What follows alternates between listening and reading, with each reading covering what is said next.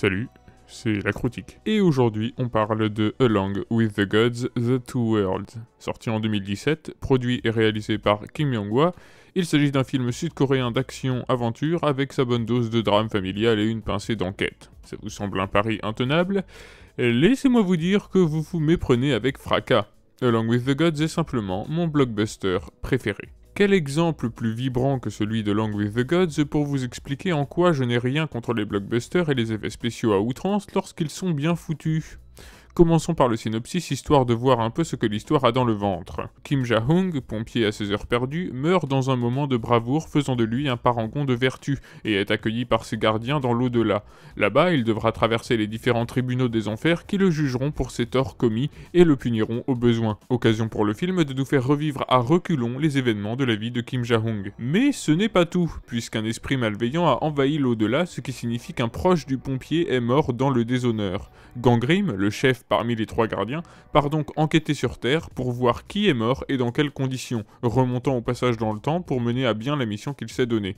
Ce qui veut dire que l'on suit le présent de Kim Ja-hung et le passé de Kim Ja-hung, mais à l'envers, tout en ayant en parallèle l'enquête de Gangrim sur Terre et qui passe lui aussi du présent au passé.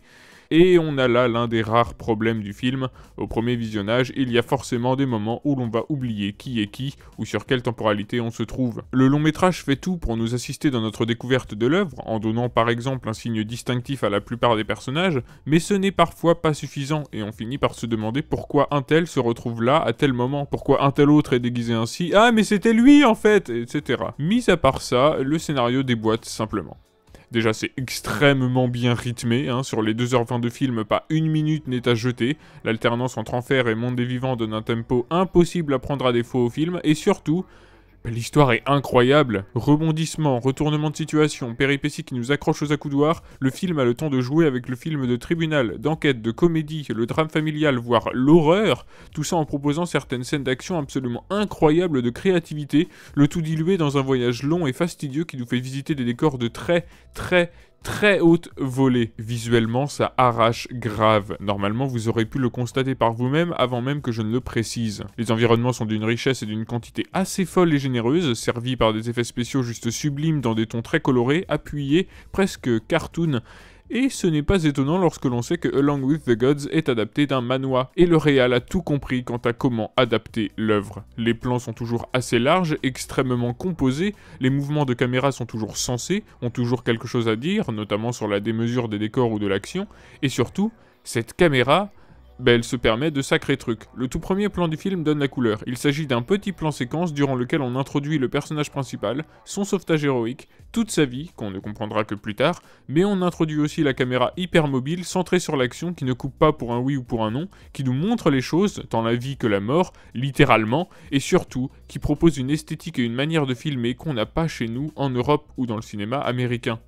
Donc voilà, outre filmer avec classe, la caméra s'est filmée avec subtilité et retenue, parce qu'elle a compris que ce n'était pas incompatible. De la subtilité, Along with the Gods en a à revendre, à commencer par ses personnages. C'est facile, ils sont toujours caractérisés avec simplicité, parfois trop pour certains, mais le film se réserve pour sa suite, on y reviendra, et efficacité. Le développement du pompier et de sa famille est magnifique. On comprend sans peine les épreuves traversées par les trois personnages, mais on est loin de se douter de jusqu'où ça pouvait aller.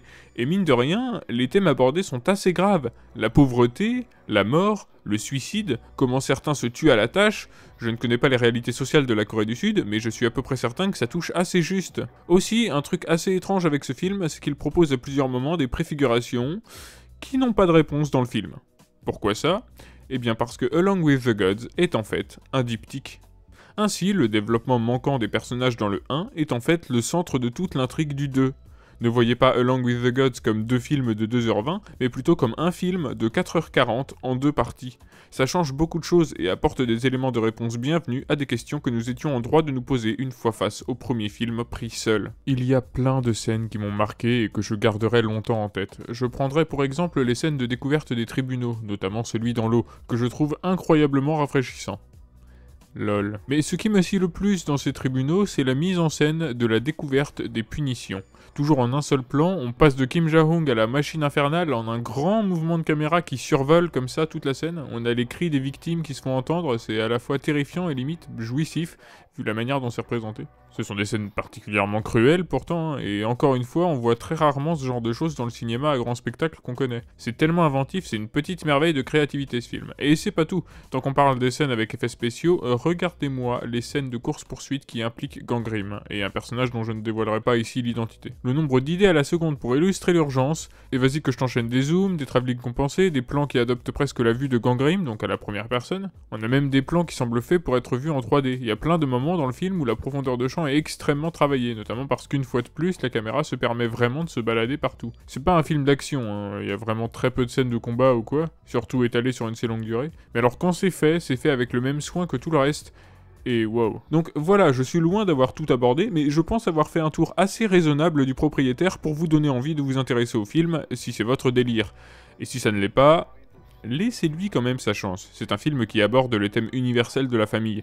Et pas forcément de la famille liée par le sang, non, celui de la famille que l'on décide de se créer. Je l'ai aussi bien montré à des adultes qu'à des enfants, tous l'ont adoré et en ont tiré quelque chose. C'est donc à vous de vous y coller, et devinez quoi, les 2 films sont disponibles sur Netflix. Et si vous n'avez pas Netflix, vous trouverez bien une solution, je vous fais confiance.